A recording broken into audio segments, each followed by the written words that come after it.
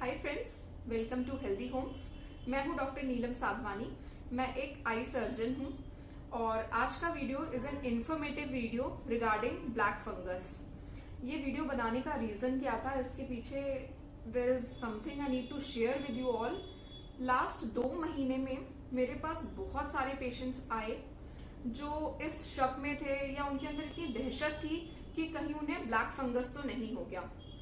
तो कई सारी भ्रांतियां हैं और लोगों के अंदर बहुत डर है। वो अभी तक कोरोना की दहशत से निकल भी नहीं पाए थे कि अभी एक नई बीमारी ब्लैक फंगस ने आकर के अटैक कर दिया है। सो आज का video is a concise video about what all you need to know about black fungus और इससे कैसे बचा जा सकता है। तो आज का वीडियो 5 पार्ट्स में होगा। Concisely first part will deal with कि ब्लैक फंगस है क्या और ये कैसे होता है। Second part will deal with कि कोरोना के बाद से ये एकदम से ब्लैक फंगस का इंसिडेंस बढ़ क्यों गया है और कौन से पेशेंट्स रिस्क पे हैं ब्लैक फंगस के लिए, ये हम डिस्कस करेंगे सेकेंड पार्ट में। थर्ड पार्ट में हम डील करेंगे कि इसके साइंस और सिम्टम्स क्या हैं, इसको जल्दी कैसे हम पकड़ सकते हैं ताकि हम टाइमली ट्रीटमेंट ले पाएँ, क्योंकि इसमें आपकी विजन लॉस हो सकती है, आपकी रोशनी जा सकती है और इवन डेथ भी हो सकती है पेशेंट्स की। देन फोर्थ पार्ट में हम डील करेंगे कि इससे कैसे बचा जा सकता है, हाउ टू प्रिवेंट इट, कि हम क्या क्या चीज़ें करें जिससे हम इससे बच पाएँ। Then fifth part will be regarding कि हम इसका ट्रीटमेंट लाइन क्या है वो डिस्कस करेंगे। तो चलिए बिना देर किए हुए स्टार्ट करते हैं। What all we need to know about black fungus. तो सबसे पहला पॉइंट, ब्लैक फंगस है क्या। It is just the usual fungus जो हम अपने आसपास में देखते हैं, जो पहले भी था और अभी भी है। It's nothing new. Black fungus हमारे इर्द गिर्द जो फफूंदी ग्रो करती है एंड मॉइस्चर वाली जगह में या नमी वाली जगह में जो हमें फंगस ग्रो करती हुई दिखती है, वो ही it's a class of that fungus. Classifications है फंजाई के, वेरियस क्लासिफिकेशंस आर देयर, जिसमें से कि एक आता है म्यूकरमाइसिटिस। उसी से जो डिजीज होती है उसको कहते हैं म्यूकरमाइकोसिस एंड उसको हम लेमन टर्म्स में हमने उसको नाम दे दिया है ब्लैक फंगस। फंगस खुद काला नहीं होता है, उसका नाम ब्लैक फंगस क्यों है, क्योंकि ये जिस पार्ट को अफेक्ट करता है उसमें आपके बॉडी के सेल्स डेड हो जाते हैं एंड उनका ब्लड सप्लाई चला जाता है एंड नेक्रोसिस होता है, सड़न होती है चीज़ों की। आपने यूजुअली देखा होगा किसी भी चीज़ में फंगस लगता है तो वो काला हो जाता है। सो वही पार्ट निकल करके इसके नाम में आया है कि जो भी पार्ट इफेक्ट होता है वो काला दिखने लगता है and so the name black fungus. अब ये हमें होता कैसे है, ये हमारे इर्द गिर्द सब जगह है। इवन एयर में, हमारे आसपास की चीज़ों में, इवन आपने दीवारों में देखा होगा, नमी वाली दीवारों में काला काला कलर आ जाता है, दैट इज ऑल्सो फंगस।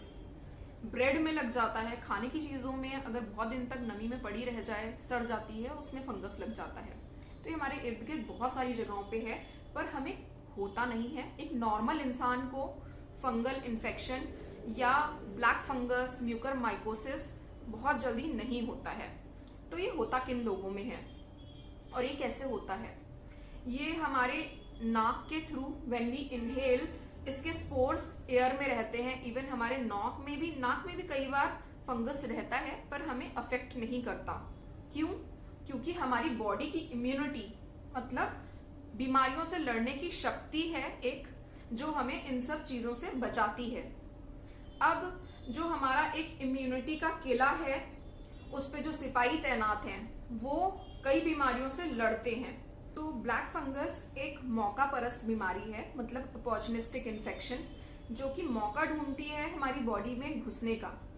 तो ये मौका उसे कब मिलता है, जब हमारी बॉडी की इम्यूनिटी लो हो जाती है या जो सिपाही हमारे तैनात हैं हमारी बॉडी की रक्षा के लिए वो मर जाते हैं या फिर वो कम हो जाते हैं, तब ये बीमारी हमारी बॉडी में एंटर करती है। तो ये किन किन कंडीशंस में होता है कि जब हमारी बॉडी की इम्यूनिटी कम हो जाए। ऐसा कई बार कैंसर पेशेंट्स में मिलता है, शुगर पेशेंट्स में, अनकंट्रोल्ड शुगर्स हैं उनकी। देन थर्ड, रीनल डिजीजेस, मतलब किडनी की बीमारी वाले patients, and stage kidney disease के पेशेंट्स जो होते हैं, देन किसी भी बॉडी में इम्यूनिटी कम करने वाले हमने कोई दवाइयाँ दी हैं पेशेंट्स को, जैसे कि स्टेरॉइड्स, जो इस समय बहुत ज़्यादा चर्चा में है कि ब्लैक फंगस का एक मोस्ट कॉमन कारण है irrational use of steroids. Covid patients में ये बीमारी क्यों बढ़ रही है? क्योंकि कोविड में one of the treatment line used is steroids. But इस समय पे क्या हो रहा है कि पेशेंट्स सेल्फ मेडिकेशन कर रहे हैं। स्टेरॉइड्स का अनक्लेम्ड अननेसेसरी यूज है, ओवर यूज ऑफ स्टेरॉइड्स हो रहा है, जिसकी वजह से हमारी बॉडी की इम्यूनिटी कम हो जा रही है, हमारी बॉडी की जो बीमारियों से लड़ने की शक्ति है वो कम हो जा रही है। तो ये एक मोस्ट कॉमन कारण है कोरोना पेशेंट्स में इन्फेक्शन होने का। सेकेंड पॉइंट जो है, कोरोना पेशेंट्स में क्यों हो रहा है ये इन्फेक्शन इतना ज़्यादा? क्योंकि कोरोना के मॉडरेट से सीवियर केसेस जो हैं जिनमें हमें ऑक्सीजन देना पड़ रहा है, ह्यूमिडिफायर देना पड़ रहा है। ऑक्सीजन के लिए जो हम मास्क लगाते हैं उसमें एक ह्यूमिडिफायर होता है जो कि हम पानी डालते हैं उसमें। तो वो जो पानी है वो कितना प्योर है, क्योंकि गवर्नमेंट हॉस्पिटल्स में और बहुत धड़ल्ले से हर जगह ऑक्सीजन यूज़ हो रही है, ऑक्सीजन सप्लाई हो रही है। तो वो जो नमी वाली जगह है उस नमी में वो फंगस ग्रो कर रही है। ह्यूमिडिफायर है अगर, तो उसमें नमी बनी रहेगी, उस नमी में वो फंगस ग्रो कर रही है और उससे चांसेस ऑफ इन्फेक्शन बढ़ रहे हैं। थर्ड, कि हम जो ऑक्सीजन यूज़ कर रहे हैं वो मेडिकल यूज़ ऑक्सीजन तो थी ही, पर इंडस्ट्रियल यूज़ की ऑक्सीजन भी अब हम यूज़ में ला रहे हैं, तो the purity of it is questionable. Then चौथा बहुत कॉमन कारण है कि हम ओवरटली स्टीम ले रहे हैं दिन में 6 बार स्टीम ले रहे हैं, जिससे कि हमारी जो नाक के अंदर का रास्ता है दैट इज गेटिंग इरोडेड, जल रहा है वो, and that is exposed more to fungal infection. अब ये क्वेश्चन आता है कि स्टेरॉइड्स हमें यूज़ क्यों करने चाहिए अगर ये इम्यूनिटी लो करते हैं? तो कोरोना के इन्फेक्शन में हम इन्हें क्यों यूज़ करते हैं और कब यूज़ करते हैं? कोविड के पेशेंट्स में 100 में से 80% लोग बिना स्टेरॉइड्स के नॉर्मल रूटीन फेज में ट्रीटमेंट के साथ ठीक हो जाते हैं।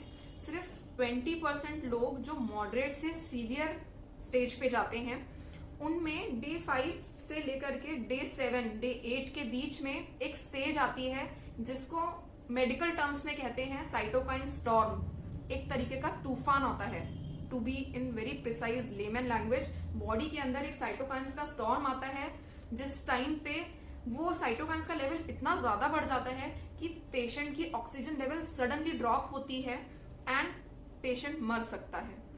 उस स्टेज को ओवरकम करने के लिए स्टेरॉइड्स स्टार्ट किए जाते हैं। इस स्टेज पे steroids are useful and beneficial, उनको यूज किया जाना चाहिए, पर only and only under medical supervision. Self treatment steroids का कैन बी हार्मफुल। तो अब हम आते हैं तीसरे पॉइंट पे कि ब्लैक फंगस के साइंस और सिम्टम्स क्या हैं, ये कैसे प्रेजेंट करता है, ताकि हम जल्दी से पकड़ पाएं और डॉक्टर को रिपोर्ट कर पाएं। तो ब्लैक फंगस किस किस तरीके से प्रेजेंट करता है, इसके सिम्टम्स बहुत वेग हैं, तो लोगों का डरना जायज़ है क्योंकि इसके वेरिड सिम्टम्स हैं। ये हेडेक से लेकर के वायरीमिया, सेप्टिसीमिया के साथ प्रेजेंट कर सकता है। तो एक सिंपल सा हेडेक कैन बी म्यूकरमाइकोसिस। अगर आपको रिसेंट ऑनसेट बहुत अभी कुछ दिनों से एकदम से बहुत हैवी हेडेक हो रहा है या सेंसेशन लॉस है स्पेशली इस एरिया में, या नाक के अंदर आपको सेंसेशन लॉस हो रहा है, आपको टेस्ट नहीं आ रहा है चीज़ों का, कई बार ये भी एक सिम्टम होता है म्यूकरमाइकोसिस का। इसके अलावा ये किस तरीके से प्रेजेंट करता है, ये एक स्वेलिंग के फॉर्म में प्रेजेंट कर सकता है क्योंकि ये स्प्रेड करता है नाक से। तो नाक के इर्द गिर्द जो एरियाज है, नाक के अलावा हमारे फेस में क्या क्या पार्ट बचता है, नाक के रास्ते के थ्रू ये आंखों को इन्फेक्ट कर सकता है, नाक के रास्ते ये ब्रेन में पहुंच सकता है, नाक से नीचे के रास्ते में जो हमारा पैलेट होता है अंदर का, जीभ के ऊपर का भाग, वहां पे ये इन्फेक्शन कर सकता है। तो ये कुछ एरियाज हैं जिनको बहुत इजीली हम पकड़ सकते हैं देख करके कि ये इन्फेक्शन है। आंखों के अराउंड कोई भी नई स्वेलिंग या आंख लाल होना, ये सब साइंस हैं, बट हर बार आंख लाल होना म्यूकरमाइकोसिस या ब्लैक फंगस ही होगा ऐसा नहीं है। तो अगर आंख लाल हो रही है और दर्द हो रहा है आंखों में, या आपको हेवीनेस लग रही है आंख के अराउंड, तो आपको एक आई डॉक्टर को कंसल्ट करने की ज़रूरत है तुरंत से तुरंत। इसके अलावा आपको नाक में कई बार स्टफी नोज जिसको हम कहते हैं कि हमें नाक में भरा हुआ लग रहा है, या फिर कोई ब्लडी डिस्चार्ज आ रहा है, ब्लड स्टेन रेड कलर का डिस्चार्ज आ रहा है नाक में से, ये साइंस हैं नाक के इन्फेक्शन के। इसके अलावा इसके और कौन कौन से सिम्टम्स हैं, ये फीवर की तरह प्रेजेंट कर सकता है। अगर ये पूरे ब्लड सर्कुलेशन में फैल चुका है तो पेशेंट सेप्टिक शॉक में जा सकता है, जिसमें कि पेशेंट का बीपी सडनली फॉल होगा एंड बॉडी ऑर्गन्स काम करना बंद कर देते हैं। तो अब आते हैं चौथे पॉइंट पे, जो हमारे कंट्रोल में है। होने के बाद सिम्टम्स लेमैन के लिए पकड़ना थोड़ा मुश्किल है, बट बीमारी को ना होने देना, उसका प्रिवेंशन करना, वो हमारे हाथ में है। तो उसमें हम क्या क्या कर सकते हैं। पहली बात आती है कि अगर कोरोना का ट्रीटमेंट आपको चल रहा है और आपने स्टेरॉइड्स लेने के लिए प्लान किया, सेल्फ प्लान, तो that can be very disastrous. Always take it under medical supervision. दूसरी बात आती है कि मॉडरेट टू सीवियर केसेस में जब हम ऑक्सीजन दे रहे हैं पेशेंट को, तो उसमें जो हम ह्यूमिडिफायर यूज़ कर रहे हैं, वो ह्यूमिडिफायर का पानी टाइम टू टाइम चेंज होना चाहिए, क्लीन होना चाहिए। एंड ह्यूमिडिफायर में यूज़ करने के लिए अलग से डिस्टिल्ड पानी आता है, वो ही ह्यूमिडिफायर में यूज़ करना है, घर का नॉर्मल सादा पानी उसमें नहीं डालना है। देन थर्ड पॉइंट आता है जो मैंने बताया था कि स्टीम थेरेपी, वो कई हद तक काम भी करती है और फ़ायदेमंद भी होती है, पर किसी भी चीज़ की अति हानिकारक है। तो गरम काढ़ा दिन में 4 बार 5 बार गरम काढ़ा पीना, या फिर स्टीम बहुत ज़्यादा लेना, दिन में 6 बार 7 बार स्टीम लेना, that is over doing the things, over doing. तो उस तरीके से हमें, अगर हम दिन में 2 बार या 3 बार 5 से 10 मिनट का स्टीम थेरेपी लेते हैं, that is sufficient and good enough. उससे ज़्यादा कुछ भी करना कैन बी हार्मफुल, ये प्रिवेंट कर सकते हैं हम। देन चौथी बात आती है कि अगर कोरोना में हमें स्टेरॉइड्स चल रहे हैं, तो कई बार डायबिटिक पेशेंट्स में देखा गया है कि उनकी शुगर शूट अप होती है बहुत ज़्यादा हायर साइड पे। तो वो जैसे ही कोरोना ख़त्म हो, उसके बाद शुगर कंट्रोल करना बहुत ही ज़्यादा ज़रूरी है। फिर वो इंसुलिन के साथ हो या फिर दवाइयों के साथ, गोलियों के साथ हो, शुगर कंट्रोल होना बहुत ज़रूरी है। देन कई बार नॉन डायबिटिक पेशेंट, जिनको पहले डायबिटीज़ नहीं था, कोरोना के ट्रीटमेंट के बाद उनमें शुगर ज़्यादा पाया जा रहा है, शुगर हायर लेवल पे जा रहा है, तो उन पेशेंट्स को कुछ समय के लिए डायबिटीज़ का ट्रीटमेंट लेना अनिवार्य है। किसी एक डॉक्टर को कंसल्ट करके, एमडी मेडिसिन फिजिशियन से कंसल्ट करें और तभी वो ट्रीटमेंट शुरू करें। डायबिटीज़ का ट्रीटमेंट जिन लोगों को पहले नॉन डायबिटिक्स नहीं थे, हो सकता है कि उनको 4 से 5 महीने शुगर के लिए गोलियां खानी पड़े और फिर वो ट्रीटमेंट बंद कर दिया जाएगा। बट जो नॉन डायबिटिक है, ऑलरेडी उनको शुगर था, they are at very high risk. Then जिन पेशेंट्स का इम्यूनिटी लो है, कैंसर पेशेंट्स, किडनी पेशेंट्स, ये ज़्यादातर करके बाहर एक्सपोजर अवॉइड करें। मतलब जब कोरोना होगा ही नहीं तो उसके आगे के सीक्वली जो कॉम्प्लिकेशंस हैं, black fungus is a complication of corona, तो वो चीज़ों का स्टेज आएगा ही नहीं। फंगस हमारे इर्द गिर्द ग्रो करता है अनहाइजीनिक कंडीशंस में, मॉइस्चर वाली, नमी वाली कंडीशंस में। तो ये 2 कंडीशंस हमें अवॉइड करनी है।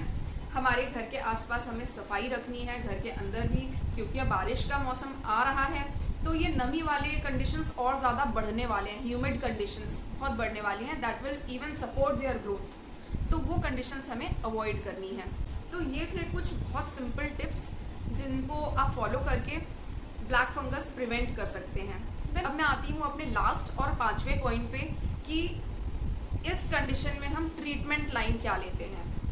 तो ट्रीटमेंट इन सब चीज़ों में, जो ब्लैक फंगस है, म्यूकरमाइकोसिस है, उसमें एक सिंगल डॉक्टर ट्रीटमेंट लाइन नहीं चलता है। पेशेंट को यूजुअली मल्टी स्पेशलिटी हॉस्पिटल में एडमिट करना पड़ता है, क्योंकि ये सिर्फ एक पार्ट को अफेक्ट नहीं कर रहा है, या ब्रेन या आँख या नाक, ऐसा नहीं है।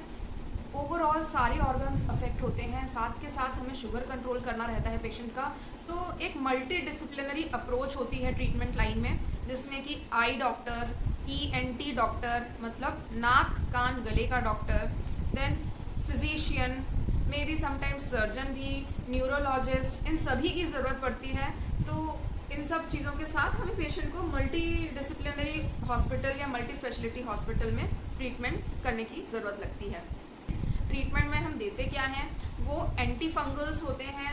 वेरियस क्लासेस हैं, आपने आजकल देखा होगा व्हाट्सएप पोस्ट बहुत ज़्यादा बढ़ रहे हैं कि एम्फोटेरेसिन बी की शॉर्टेज है, एम्फोटेरेसिन बी अवेलेबल है क्या।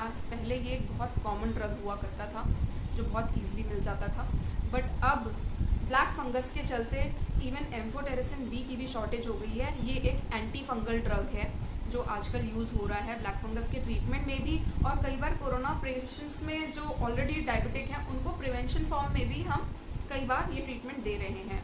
तो ये ड्रग की भी आजकल बहुत शॉर्टेज हो गई है। That is one of the treatment line for black fungus. So thank you for watching friends. आशा करती हूँ कि ये वीडियो आप लोग के लिए यूज़फुल साबित होगा और इन चीज़ों से डरने के बजाय इनका सही समय पे ट्रीटमेंट करना बहुत यूज़फुल है आगे के लिए, और ये आपकी जान भी बचा सकता है। तो thank you for watching friends and subscribe to my channel. अगर आपको ये वीडियो अच्छा लगे तो इसे आगे और शेयर करें और लाइक करना नहीं भूलिएगा। अगर आपको कोई भी क्वेरी हो तो आप कमेंट बॉक्स में नीचे ड्रॉप इन कर सकते हैं and I will make sure कि आपके सारे क्वेरीज का रिप्लाई मैं करूँ। Thank you. है शेपी क्या होता है? हैं? ये क्या होता है? शेरपी क्या होता है? नए नए वर्ड बनाती रहती हूँ। शिल्पी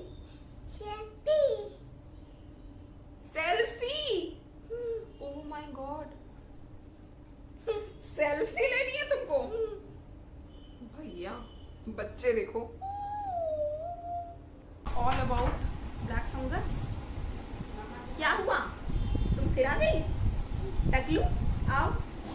क्या